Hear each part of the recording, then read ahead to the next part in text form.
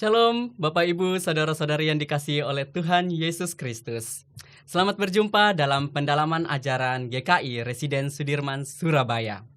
Perkenalkan, saya Gusto, host yang paling tampan, kayak nampan.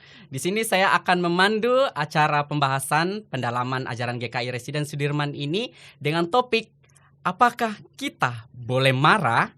Nah, ini adalah pertanyaan yang cukup krusial ya Bapak Ibu ya, karena bisa menjadi pedang bermata dua. Bisa di satu sisi baik buat kita, bisa di satu sisi juga tidak baik. Nah, Bapak Ibu yang terkasih, tentu pertanyaan ini perlu dijawab dengan penjelasan yang mantap. Nah, penjelasan yang mantap itu tentu kita juga membutuhkan seseorang yang mampu memandu kita untuk membahas topik ini dengan lebih tepat, sehingga kita juga memiliki panduan yang tepat dalam bergumul tentang kemarahan.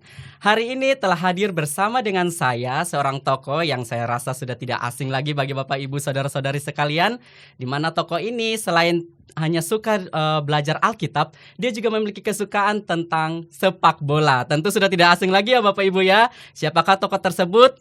Inilah dia, Pendeta Ricky Avianto. Halo Kak Ricky. Halo Gusto, shalom. Shalom Kak Ricky. Kak Ricky, apa kabar? Kabar saya baik-baik, puji Tuhan, sehat. Puji Tuhan. Terima kasih Kak Ricky. Nah, Kak Ricky, di sini kita akan mau membahas tentang topik kemarahan di topik di sesi pendalaman ajaran GKI Residen Sudirman ini. Kebetulan Kak Ricky sudah hadir bersama dengan kita di sini. Jadi sebelum kita memulai, kita akan minta pimpinan Tuhan terlebih dahulu agar kegiatan ini dapat berjalan dengan baik. Mari Bapak Ibu saudara-saudari yang terkasih, kita satu di dalam doa.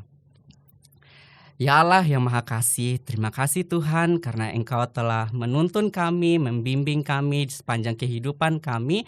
Terkhususnya buat hari ini Tuhan, kami bersyukur karena Tuhan boleh mengumpulkan kami, boleh mempersatukan kami dalam persekutuan ini untuk kami sama-sama dapat mendiskusikan, belajar bersama tentang kebenaran firman Tuhan. Ya Tuhan, pada saat ini kami akan mengikuti pendalaman ajaran GKI Residen Sudirman. Kiranya Tuhan memberkati, biarlah kegiatan ini boleh kami ikuti dengan baik. Engkau juga memberkati Pendeta Ricky yang Engkau pakai sebagai saluran berkat Tuhan bagi kami. Kiranya Engkau urapi dia dengan hikmat dan kepenuhan Roh Kudus-Mu, sehingga apa yang ia sampaikan benar-benar bersumber dari suara isi hati dan pikiran Tuhan saja. Bagi kami juga yang mengikuti sebagai pendengar, Tuhan juga memberkati, mengurapi kami dengan pimpinan Roh Kudus-Mu, sehingga apa yang kami dengarkan tidak hanya sampai di sini saja Tuhan, tapi dapat kami aplikasikan dalam kehidupan kami hari lepas hari. Terima kasih banyak Tuhan, hanya dalam nama Tuhan Yesus Kristus kami berdoa. Amin. Amin. Baik Bapak Ibu saudara-saudari terkasih, di sini kita mau membahas tentang topik kemarahan. Nah, Pendeta Ricky, atau mungkin saya lebih akrab manggil dengan Kak Ricky aja Kak Ricky ya, biar kelihatan seperti kakak adik gitu ya. Miripnya. Oke, baik Kak Ricky. Begitu banyak nih persoalan yang kita hadapi dalam kehidupan kita. Dan dari segala persoalan itu, salah satu proses yang sering kita hadapi itu adalah kemarahan. Ya, mungkin Kak Ricky sudah tahu ya, selembut apapun orang tersebut, dia juga bisa marah. Nah, begitupun juga dengan kita sendiri nih Kak Ricky, apalagi kita sebagai orang Kristen nih. Nah, sebelum kita mau jauh tentang kemarahan itu bagaimana, mungkin masih banyak nih yang bertanya-tanya, sebenarnya marah itu apa sih Kak Ricky? Boleh dong Kak Ricky bisa menjelaskan kepada kami. Kak Ricky ini kan sudah pakar nih. Nah, boleh dong menjelaskan kepada kami apa sih kemarahan itu? Iya, marah, kalau soal marah saya mungkin nggak pakar ya, Kak Gusto ya. Saya lebih sering dikenal sama orang sebagai orang yang suka lebih sering senyum daripada marah ya. Tapi kalau kita mau perdalam gitu ya, secara pemahaman kita tentang kemarahan, sebetulnya marah itu adalah salah satu dari emosi manusia. Jadi kalau emosi kan macam-macam ya, ada gembira, ya bahagia, senang, sukacita, ya sedih, ya. Terus lagi mikirin sesuatu gitu ya. Bisa macam-macam. Nah, salah satunya tuh adalah marah, dan itu bisa muncul gitu di dalam kehidupan kita ya, sebagai sebuah respons yang juga bisa sangat natural sekali gitu, dan itu memang kalau kita bicara soal respons atau emosi, berarti kan sebetulnya itu ada di dalam diri kita. Penyebabnya juga bisa macam-macam dan sangat bervariasi. Dia memang salah satu emosi yang cukup kompleks sekali gitu. Apalagi kalau misalnya sejak awal atau sejak kecil gitu ya diajarkan bahwa jangan marah ya, jangan suka marah, atau bahkan mungkin ada orang yang diajarkan nggak boleh marah ya. Nah, yang sebenarnya yang cukup seru ketika orang ngajarin nggak boleh marah. Nah, itu dia dalam posisi marah apa enggak sebenarnya. Nah, kadang kayak gitu-gitu ya. Jadi variabelnya tuh macam-macam banget gitu. Kenapa orang bisa mengekspresikan kemarahan, atau juga kapan ya, sebetulnya kan kita bicara soal kapan kita boleh marah gitu ya. Nah, kapan itu juga sebenarnya kan bicara soal intensitas. Ada orang yang kalau kita kenal sama mereka, ini orang yang dikit-dikit marah ya, belum apa-apa marah. Tapi ada orang juga yang mungkin justru sebaliknya gitu.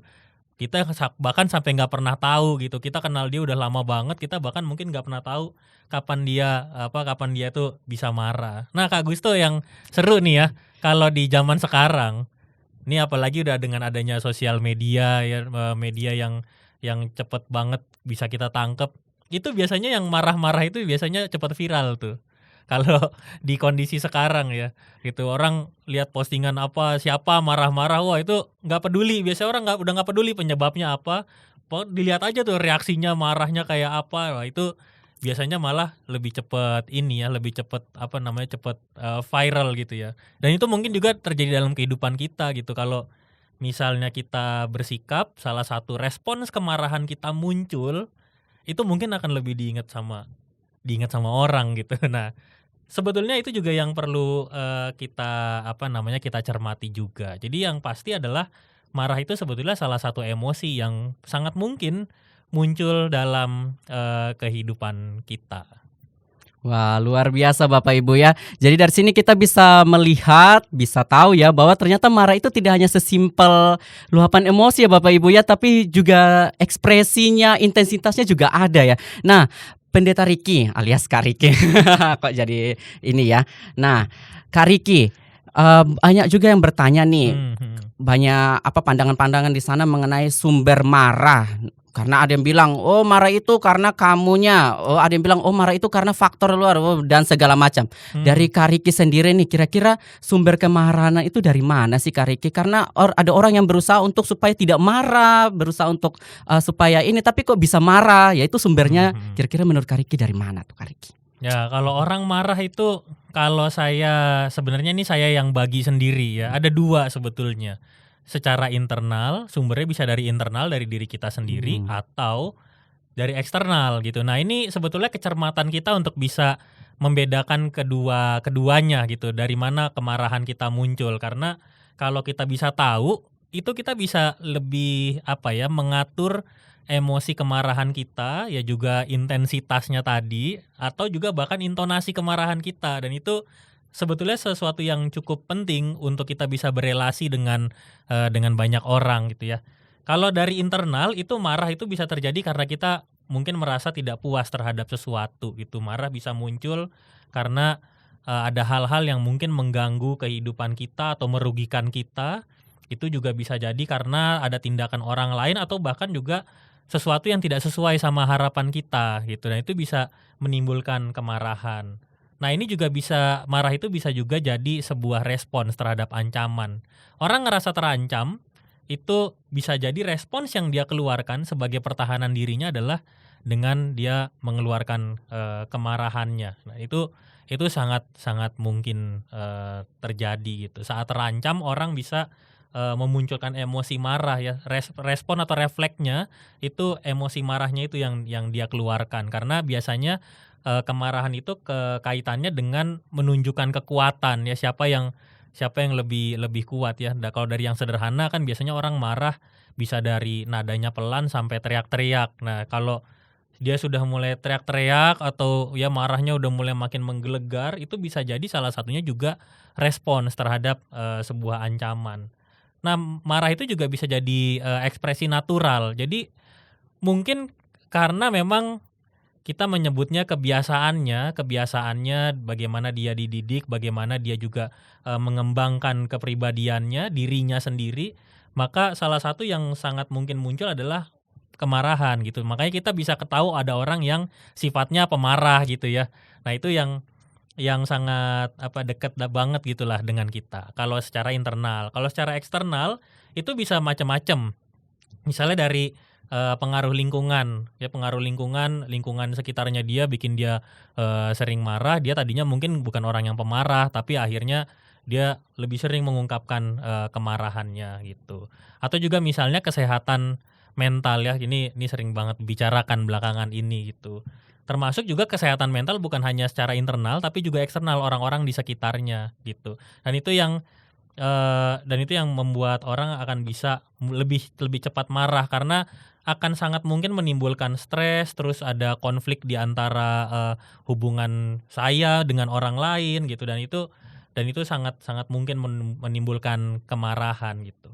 Nah, yang penting buat diingat adalah sebetulnya marah itu memang adalah sesuatu yang sangat normal dan alami gitu. Jadi artinya bukan berarti kita ya nggak boleh marah sama sekali, enggak, tapi sebetulnya ada tuh di dalam diri kita ya, sebagai salah satu emosi yang perlu kita kelola, yang perlu kita lihat supaya kita juga punya emosi yang sehat dan konstruktif gitu. Jadi dengan kita belajar untuk bisa menangani ya gejala kemarahan kita, maka sebetulnya ini bisa menjadi sesuatu yang baik gitu. Nah, Kak Gusto perlu menahan saya kayaknya nih.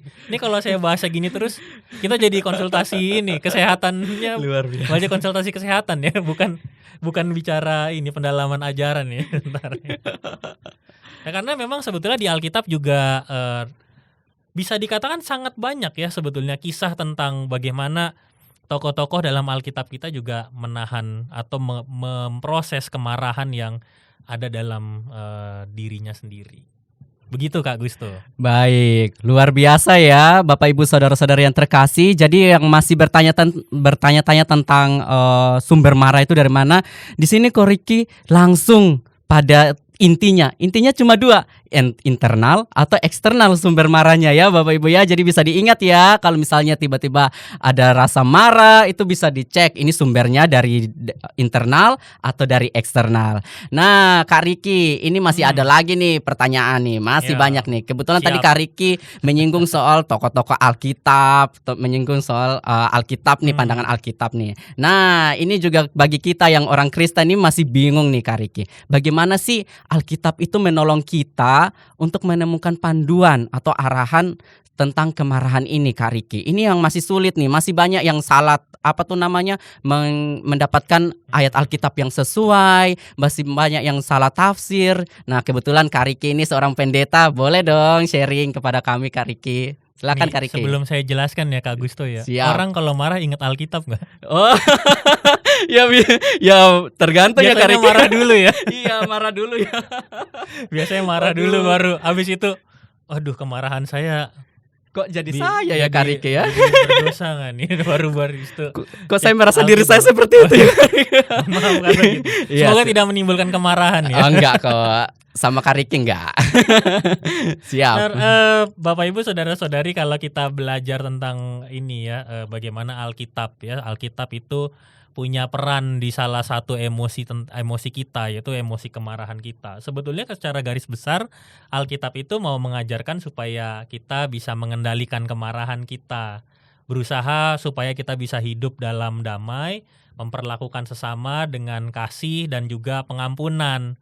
Karena dari situ sebetulnya kita bisa mengelola atau juga bahkan bisa merefleksikan, merenungkan tentang emosi kemarahan yang ada di dalam diri kita. Tapi Alkitab juga mengakui bahwa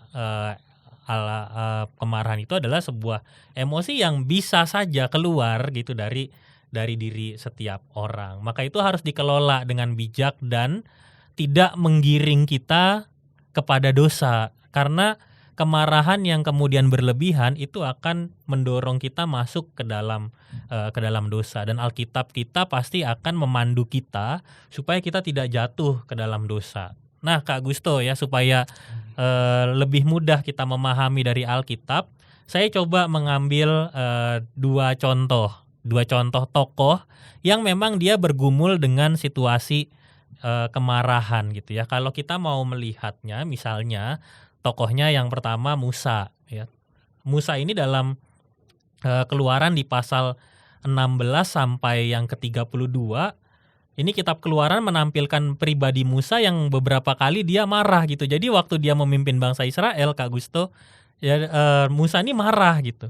Nah, penyebabnya cuma satu ya, itu karena bangsa Israel nggak mau mendengar perintahnya Tuhan. Jadi jelas banget tuh Musa itu marah karena bangsa Israelnya sendiri nggak mau dengar perintah dari Tuhan gitu, dan itu membuat emosi kemarahannya keluar dari dalam diri seorang Musa ya yang dipilih oleh Tuhan.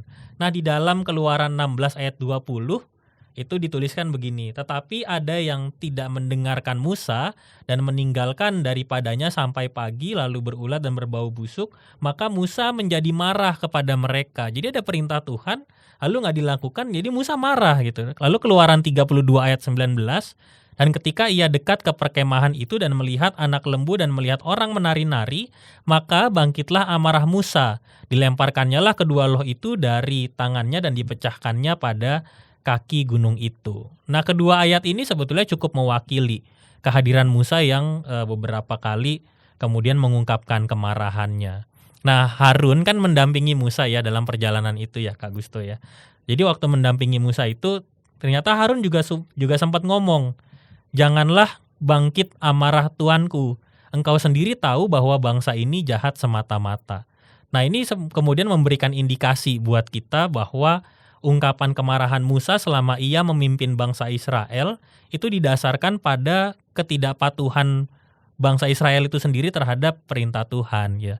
Jadi sekalipun Musa marah, tapi dia tahu apa dasar dari kemarahannya gitu. Dia marah karena apa? Itu jelas gitu ya. Jadi dia marah karena bangsa Israel nggak taat ya. Harun sebagai pendampingnya juga melakukan tugasnya ya. Dari bacaan ini kita menafsirkan bahwa Harun juga melakukan tugasnya untuk mengingatkan supaya Musa nih nggak apa-apa marah lah gitu ya. Dan itu menjadi sesuatu yang menurut saya sangat manusiawi sekali gitu. Musa bisa marah karena dia tahu apa yang harus dilakukan oleh banyak orang dan itu tidak dikerjakan. Tapi di satu sisi lain Harun juga datang buat ngingetin Musa bahwa ya jangan bangkit amarahmu, jangan marah-marah terus gitu. Nah, di sini kita juga bisa belajar bahwa Musa sebetulnya ingin menegur ya. Marah itu yang dia ungkapkan adalah sebuah teguran gitu, sebuah teguran bagi bangsa Israel agar mereka bisa ingat sama Tuhan. Nah, tujuannya baik ya, tujuannya baik, kemudian juga bisa menghasilkan sesuatu yang baik ya. Bangsa Israel kita tahu Musa memimpin, lalu kemudian digantikan oleh Yosua dan bangsa Israel terus melanjutkan perjalanan mereka gitu. Dan ini membawa sesuatu yang baik ya. Mungkin kalau Musa nggak marah, kan spekulasinya gitu ya. Kalau Musa nggak marah mungkin akan ada banyak orang yang kemudian tertinggal atau ditinggalkan atau justru jauh dari Tuhan gitu.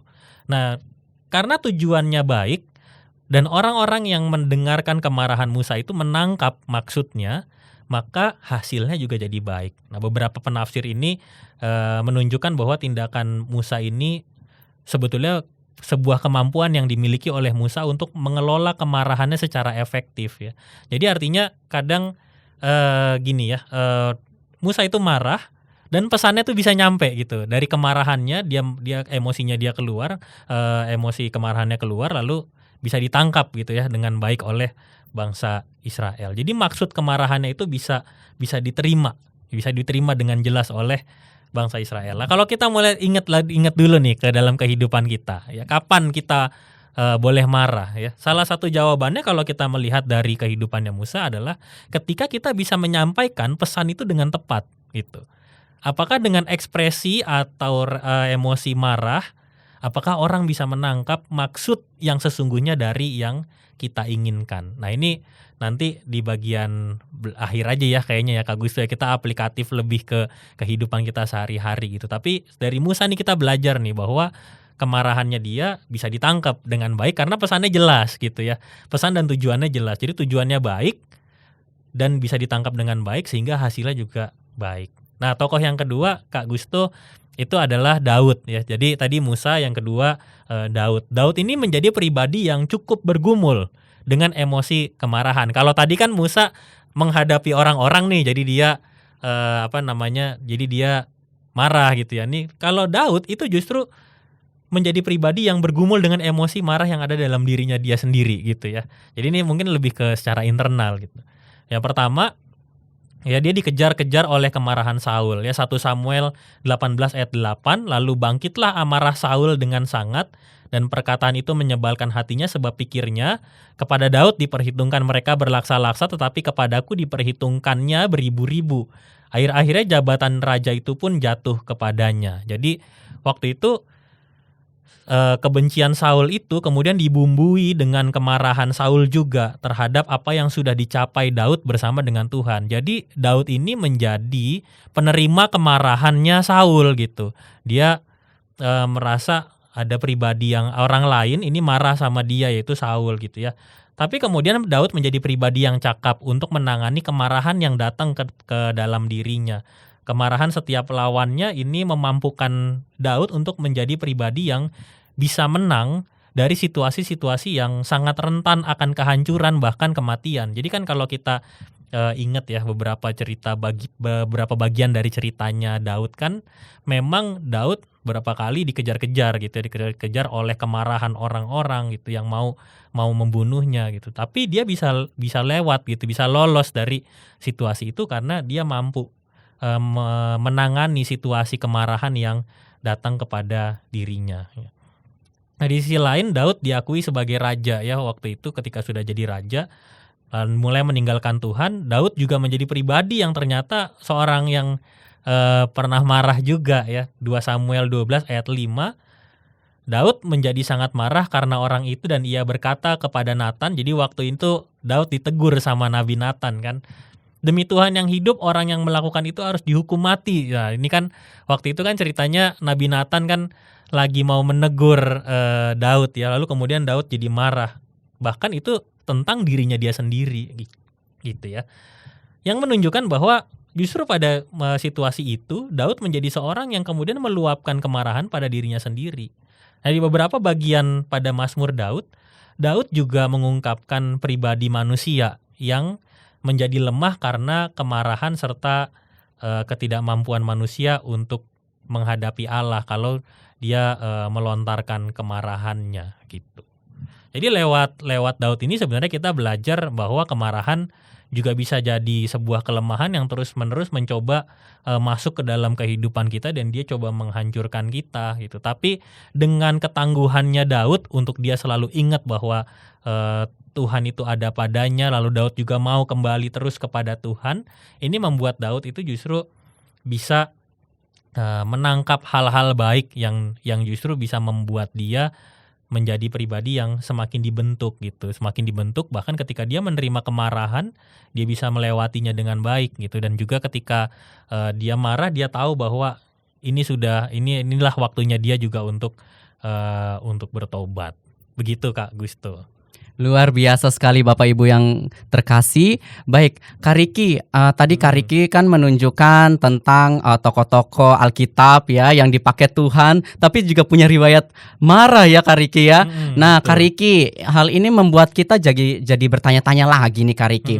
Dan mengingatkan saya khususnya dan mungkin semua Bapak Ibu yang terkasih ya, mengingatkan tentang pribadi Tuhan Yesus Kristus juga nih Kak Riki. Kalau mungkin Kak Riki kan tadi sharing tentang Musa, tentang Daud yang pernah marah. Tuhan Yesus juga di dalam Alkitab pernah marah nih Kak Riki. Nah, kan yang kita ketahui ini bahwa Tuhan Yesus ini kan teladan hidup kita. Nah, dengan pernah marah di bait Allah ini ibarat kayak seorang pendeta marah di gereja gitu lah ya. Ya kalau mungkin kita ketemu orang marah di pasar udah biasa ya Bapak Ibu ya. Tapi ini menemukan seorang pendeta marah di gereja misalnya. Nah ini Tuhan Yesus yang ini kita kenal sebagai teladan hidup kita marah di bait Allah. Ini membuat orang bertanya-tanya, Apakah ini boleh menjadi dasar nih bagi kita orang Kristen boleh marah nih Kak Riki? Wah, ini pertanyaan yang agak sulit nih Kak Riki, saya rasa ya.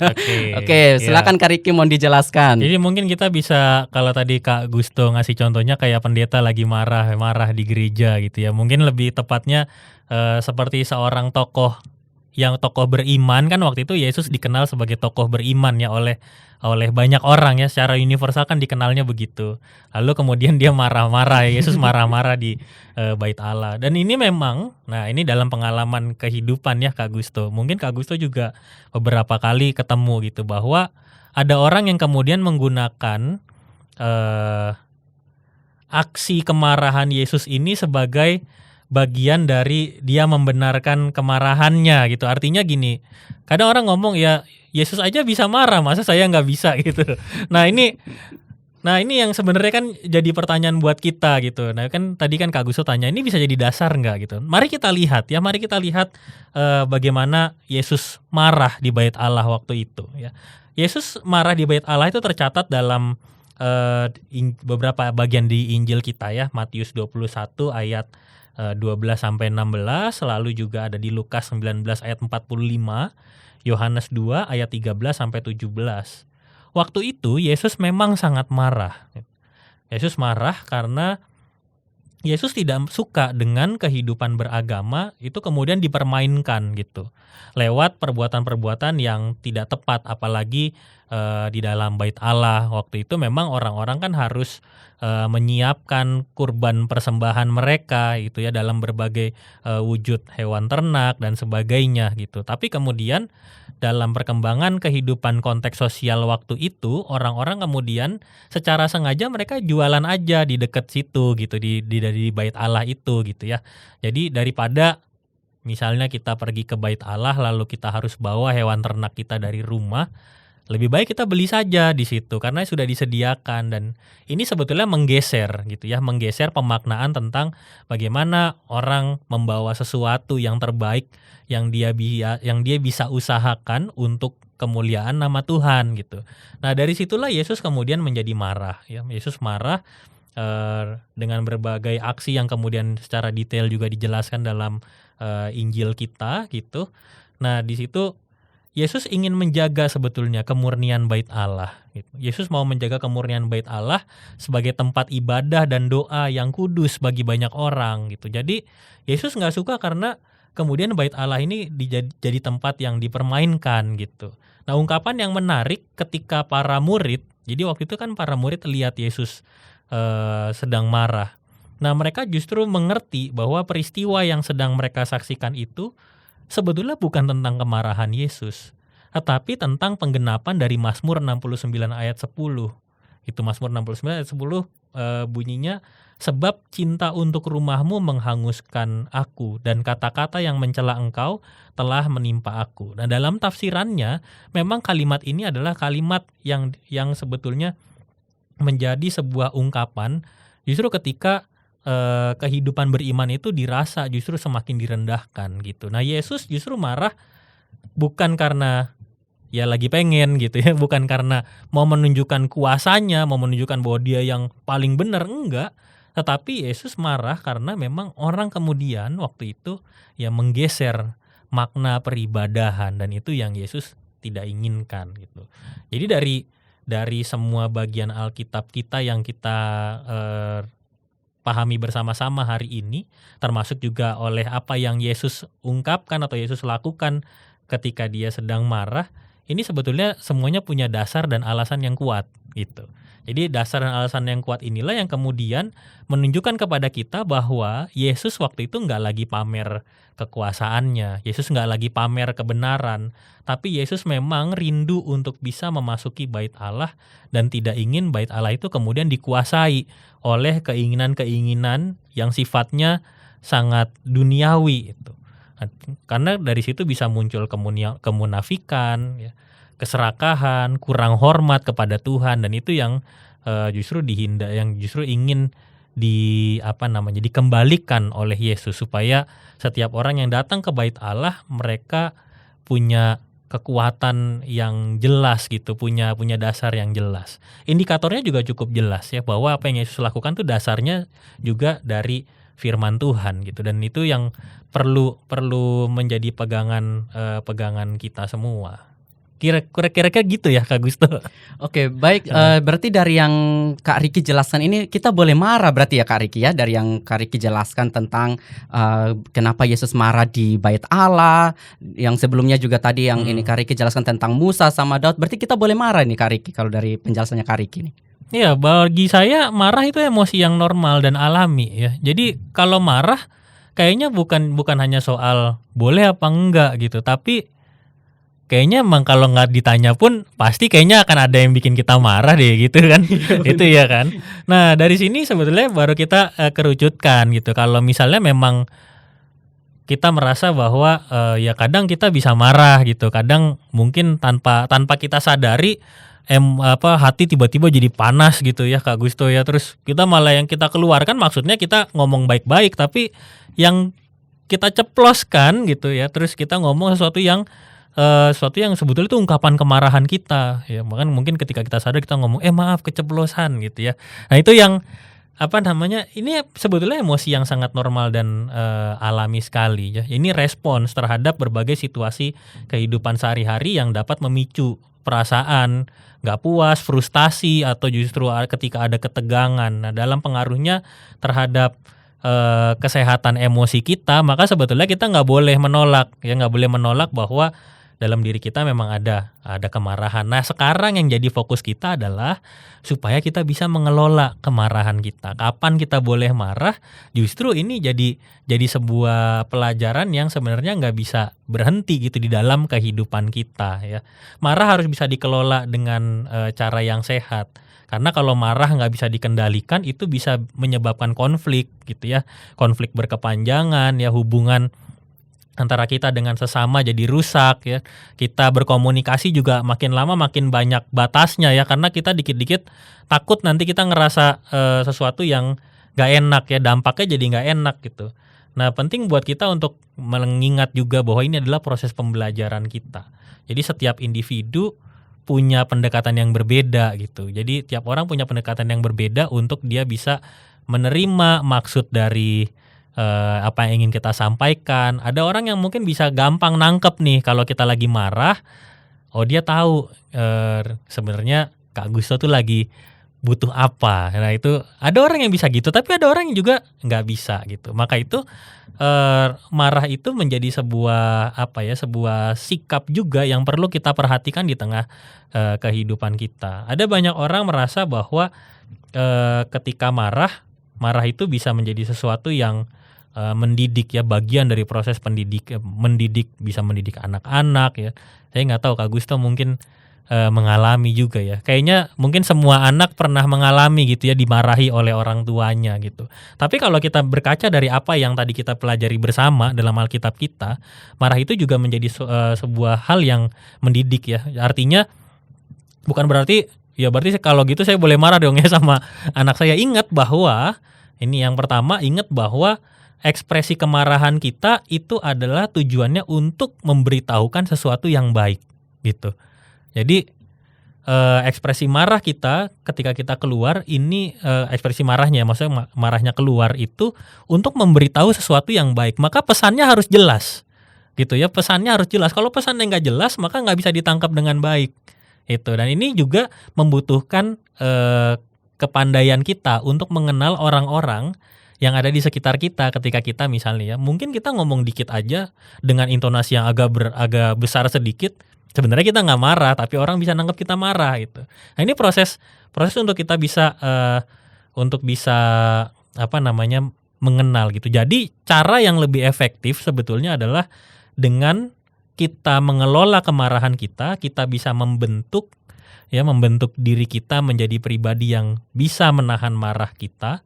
Kita bisa memberikan teguran atau nasihat dengan pilihan-pilihan kata atau pilihan kalimat yang sebetulnya lebih bijak dan bisa lebih diterima dengan baik gitu ya. Bukan berarti kemarahan lalu kemudian ya berarti saya nggak usah marah lah kalau gitu. Enggak, tapi mungkin ketika kita sangat ingin marah ya, kalimat yang kita keluarkan bukan membentak, tapi membentuk. Keren ya kalimatnya. Keren. Dan juga maksudnya sifatnya dia bisa menjadi sebuah teguran. Jadi ini bisa mendidik orang gitu ya, bisa menolong orang. Dan juga jangan lupa, itu tadi yang pertama ya. Yang kedua, bahwa kemarahan itu sebetulnya bisa menimbulkan luka. Nah, ini yang perlu kita waspadai ya. Apa yang terjadi pada situasi Yesus waktu itu gitu ya. Para murid tahu kan, tadi kan saya jelasin ya, para murid ngerti bahwa ini kayak di Mazmur 69 ayat 10 gitu. Ada kalimat yang mengungkapkan bahwa ini maksudnya gitu ya, cinta untuk rumahmu menghanguskan aku gitu. Ternyata sifat-sifat manusia yang justru mengecilkan nilai kehadiran Tuhan sendiri gitu ya. Tapi kemudian ini kan baru para murid tadi ya. Orang banyak waktu itu justru mereka merasa bahwa Yesus melakukan sesuatu yang harusnya tidak dia lakukan di tengah kehidupannya dia sebagai tokoh beriman itu ya. Kalau kita sebagai orang Kristen percaya bahwa Yesus adalah Tuhan dan Juru Selamat gitu. Buat orang waktu itu ngerasa bahwa kayaknya nggak mungkin melakukan seperti ini ya. Sehingga akhirnya itu sebetulnya menimbulkan luka. Dan yang kalau kita baca kan ya dalam perjalanan pelayanannya Yesus, ujungnya kan Yesus kemudian ditangkap dan diadili gitu ya. Salah satunya kan dengan berbagai pertimbangan apa yang sudah Yesus lakukan waktu itu. Nah, bagi saya salah satunya ketika orang mengingat bahwa Yesus pernah marah di bait Allah gitu. Artinya ternyata kemarahan itu juga bisa menimbulkan luka. Nah, ini yang harus jadi perhatian kita bahwa kenapa kita harus ya bisa mengelola kemarahan kita, kapan kita bisa mengungkapkan kemarahan kita, bagaimana kita mengungkapkannya dengan baik dan tepat, karena itu sangat mungkin menimbulkan luka buat orang lain. Kalau udah terluka, maka kan kemudian prosesnya ya harus dipulihkan gitu. Nah, dipulihkan juga nggak bisa lagi dengan marah. Nah, ini menjadi sebuah bagi saya ini jadi sebuah proses yang harus kita betul-betul pahami gitu. Kalau kita mau marah, nah makanya kenapa marah harus dipikir dulu kan ya Kak Gusto ya. Nah, karena bisa jadi kita mungkin maksud kita juga tidak melukai orang lain, tapi kita bisa nggak sengaja itu melukai orang-orang yang ada di sekitar kita. Maka itu tadi ya, ekspresinya harus dibenahi, lalu juga pilihan kalimat atau kata yang kita ungkapkan juga yang bisa membangun dan juga bisa membentuk orang gitu, sehingga akhirnya orang mungkin lebih ke orang nggak mengingat kita sebagai pribadi yang pemarah karena kita sering marah-marah nggak jelas gitu, tapi marah kita tuh jelas gitu karena apa. Nah, itu menurut saya ini menjadi sebuah cara yang baik ketika kita sedang berpikir atau bergumul dengan emosi kemarahan kita. Luar biasa Bapak Ibu saudara-saudari yang terkasih, sudah jelas ya Bapak Ibu ya. Jadi yang tadi bertanya masih penasaran kira-kira mengenai panduan arahan Alkitab tentang kemarahan dan apakah kita boleh marah berdasarkan pandangan Alkitab, sudah jelas tadi ya Bapak Ibu ya yang dijelaskan oleh Kak Riki. Nah, Kak Riki kan mengatakan bahwa mungkin maksud kita marah itu tujuannya untuk hal yang baik ya, bukan untuk menyakiti ya Kak Riki ya. Itu berarti ada batasan dong Kak Riki dalam hal marah nih Kak Riki. Nah, ini juga tentu akan menjadi pertanyaan yang sering ditanyakan oleh kita juga ya Bapak Ibu ya, bahwa apa sih batasannya atau sampai batas mana sih kemarahan itu boleh diberlakukan nih Kak Riki. Karena ini nih yang perlu kita ketahui, jangan sampai kita marah ternyata itu di luar batas padahal maksudnya kita itu nggak sampai segitu ya. Iya. Oke, silakan Kak Riki. Nah, ini salah satu yang memang juga bukan hanya soal ini ya, ini kita akan dalami. Salah satunya Efesus pasal 4 ayat 26 sampai 27 dan ayat 31 sampai 32. Ini sebetulnya bukan hanya sesuatu yang kita dalami di pertemuan kita ini, tapi ini juga menjadi salah satu pegangan saya gitu ya, ketika ya macam-macam ya dalam kehidupan kan ada aja ya persoalan yang bisa bikin kita marah. Nah, ini juga jadi pedoman bagi saya sebetulnya. Jadi Efesus 4 ayat 26 sampai 27. Apabila kamu menjadi marah, janganlah kamu berbuat dosa. Janganlah, jadi ada waktunya nih, jadi dituliskan waktunya. Janganlah matahari terbenam sebelum padam amarahmu, dan janganlah beri kesempatan kepada iblis. Nah, di sini kita diberi pemahaman bahwa sebetulnya kemarahan harus bisa dikendalikan. Bahkan di surat Efesus ini kan ditentukan ya durasi kemarahannya. Nah, ini tujuannya gini, Bapak Ibu saudara-saudari ya, Kak Gusto juga. Tujuannya supaya kita bisa merefleksikan apa yang sudah kita ungkapkan kepada orang lain gitu. Artinya kita jangan sampai kemarahan kita ini berlarut-larut lalu menjadi dosa, lalu kemudian di surat Efesus juga sangat jelas, jangan beri kesempatan kepada iblis, karena harus kita sadari iblis bisa bekerja lewat dosa, dan dosa itu juga bisa muncul ketika kita menjadi pribadi yang pemarah. Ya kan, kalau lagi marah kadang kan ada dorongan lanjutin terus, hajar terus gitu kan ya. Jadi itu kan sebenarnya bukan suara yang baik untuk kita ikuti ya. Nah, itu kan harus kita akui, itu mungkin salah satu cara iblis bekerja di dalam kehidupan kita, dan itu yang harus bisa kita hindari dengan kita merefleksikan apa yang sudah kita lakukan, kita kerjakan, yang kita perbuat juga dalam komunikasi kita kepada orang lain. Itu akan menolong kita. Janganlah sampai matahari terbenam gitu, artinya jangan sampai ganti hari kita masih merasa atau mau mengungkapkan emosi kemarahan itu. Nah, di ayat 31 sampai 32, segala kepahitan, kegeraman, kemarahan, pertikaian dan fitnah hendaklah dibuang dari antara kamu, demikian pula segala kejahatan. Jadi ini bahaya yang kemudian bisa muncul gitu ya kalau kita terus-menerus marah. Tetapi hendaklah kamu ramah seorang terhadap yang lain, penuh kasih mesra dan saling mengampuni, sebagaimana Allah di dalam Kristus telah mengampuni kamu. Nah, Paulus waktu itu ketika nulis surat ini memberi pesan bahwa supaya kita bisa punya waktu untuk membuang semua hal-hal yang tidak baik di dalam diri kita. Paulus menekankan supaya setiap orang mengerti ada waktu dan batasannya.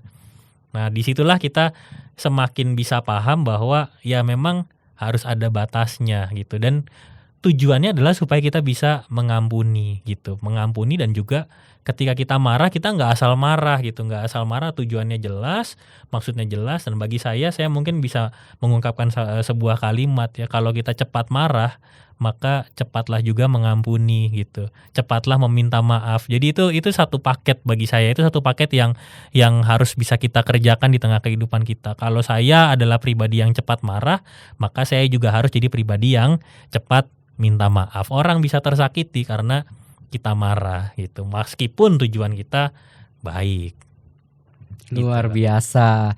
Jadi Bapak Ibu sudah jelas juga ya Bapak Ibu ya, sampai batas mana kemarahan itu boleh diberlakukan ya. Tadi Kak Riki sudah menjelaskan dari Efesus pasal 4 ayat 26 sampai 32. Luar biasa sekali Kak Riki.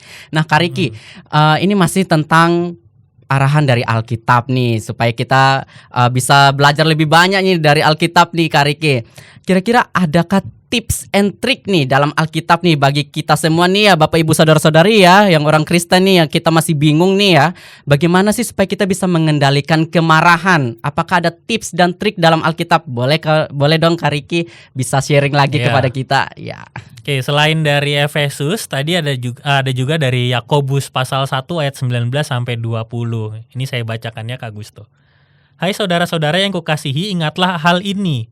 Setiap orang hendaklah cepat untuk mendengar, tetapi lambat untuk berkata-kata, dan juga lambat untuk marah. Sebab amarah manusia tidak mengerjakan kebenaran di hadapan Allah. Jadi tips and triknya apa ya dari kalau kita dasarkan pada ini ya, tips and triknya adalah ingatlah bahwa kemarahan itu bisa membawa kita pada hal-hal yang sebenarnya tidak pada tujuannya gitu. Jadi kalau mau marah maka harus jelas karena apa, penyebabnya apa. Lalu kita belajar juga seperti yang tadi sempat saya singgung, kita belajar untuk bisa ya mengatur pola ketika kita mengungkapkan kemarahan kita. Ya, pilihan kalimatnya harus bisa sesuatu yang bisa membangun orang lain. Orang nggak ngerasa terus-menerus dibentak, tapi ngerasa bahwa dia dibentuk lewat setiap teguran atau nasihat. Lalu juga jangan juga kita berlindung pada statement bahwa ya hanya dengan kemarahan bahwa orang itu bisa dengar gitu. Tapi marah itu sebetulnya bukan satu-satunya cara untuk kita bisa mendidik atau berkomunikasi dengan orang lain untuk menyampaikan maksud ya, yang sesuatu yang benar. Itu marah itu bukan satu-satunya. Marah itu bisa menjadi sebuah alternatif terakhir ya, ketika kita sudah mencoba untuk mengungkapkan banyak hal ya.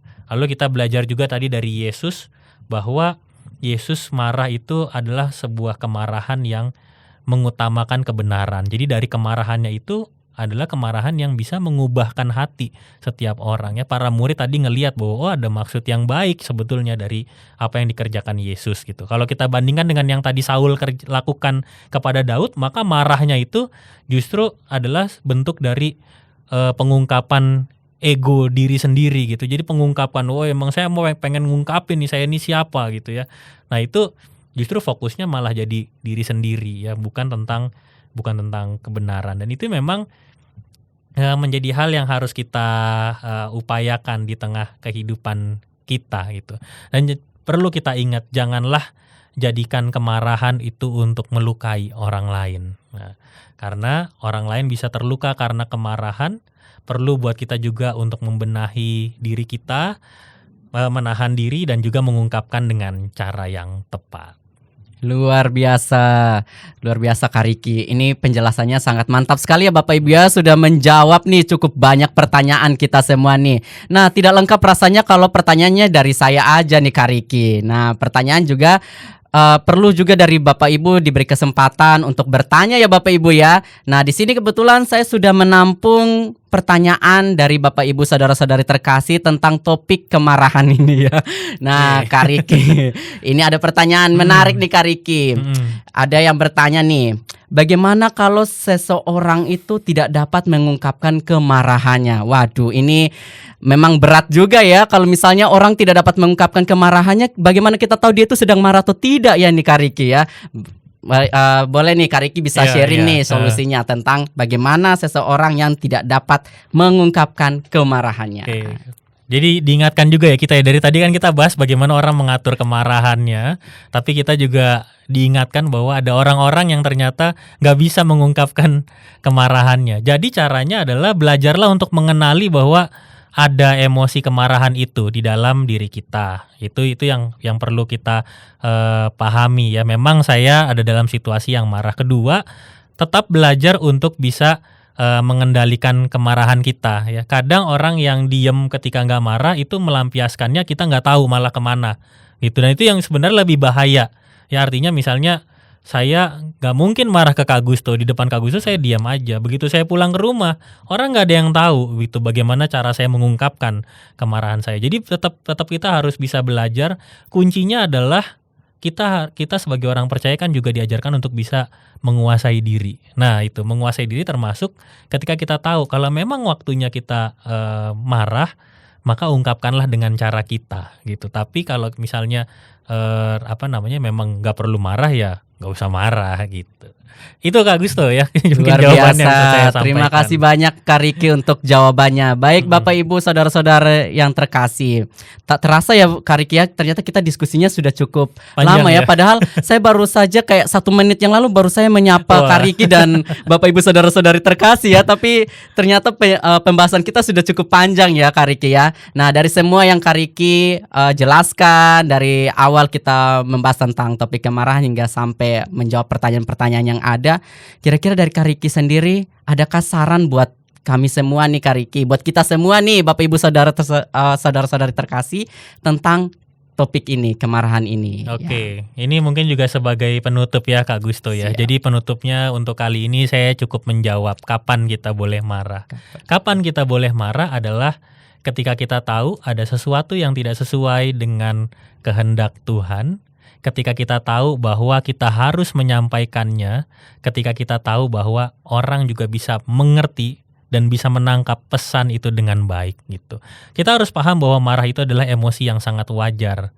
Tapi di saat yang sama, kalau kemarahan itu justru tidak bisa ditangkap dengan baik dan jelas, maka itu hanya akan jadi emosi marahnya saja yang ditangkap orang, pesannya enggak. Nah, kita belajar nih dalam kehidupan kita bahwa kita perlu belajar mengungkapkan emosi kita dengan cara yang tepat. Belajarlah untuk menguasai diri, belajar juga untuk mengenali orang lain supaya kita tidak tampil sebagai seorang yang suka marah-marah, tetapi justru menjadi pribadi yang bisa menyampaikan sesuatu dengan baik dan cara yang tepat.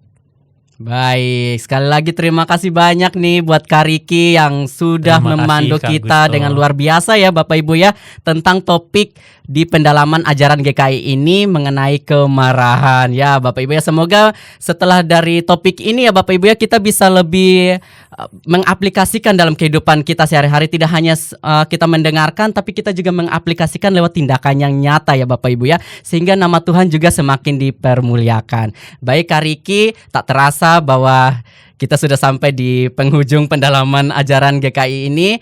Boleh saya mempersilakan buat Kak Riki untuk bisa memimpin kita dalam doa penutup, Kak? Baik, mari kita bersatu dalam doa. Tuhan yang penuh kasih, kami bersyukur ada emosi kemarahan di dalam diri kami, tetapi janganlah kami dikuasai oleh setiap kemarahan kami. Ajarkanlah kami untuk mengelolanya, ajarkanlah kami untuk mengaplikasikannya dengan cara yang baik dan tepat, sehingga kemarahan yang kami pada suatu kali harus kami ungkapkan tidak melukai orang lain. Kami percaya bahwa Engkaulah Tuhan dan Juru Selamat kami yang akan selalu menolong dan membimbing kami. Pimpinan sertai kami semua ya Tuhan, supaya kami juga punya relasi yang semakin baik dengan orang-orang yang ada di sekitar kami, dan mereka juga bisa merasakan cinta kasih Tuhan bersama dengan kami semua. Di dalam nama Tuhan Yesus kami berdoa. Amin. Amin. Terima kasih banyak Kak Riki. Baik Bapak Ibu saudara-saudari yang terkasih, demikianlah pendalaman ajaran GKI Residen Sudirman Surabaya pada sesi ini. Kami mengucapkan terima kasih atas perhatian Bapak Ibu. Kiranya pendalaman ini boleh menolong kehidupan kita semua. Jangan lewatkan pendalaman ajaran GKI berikutnya, dan kiranya Bapak Ibu juga bisa aktif mengikuti dan bisa belajar lebih dalam di acara pendalaman ajaran GKI yang berikutnya.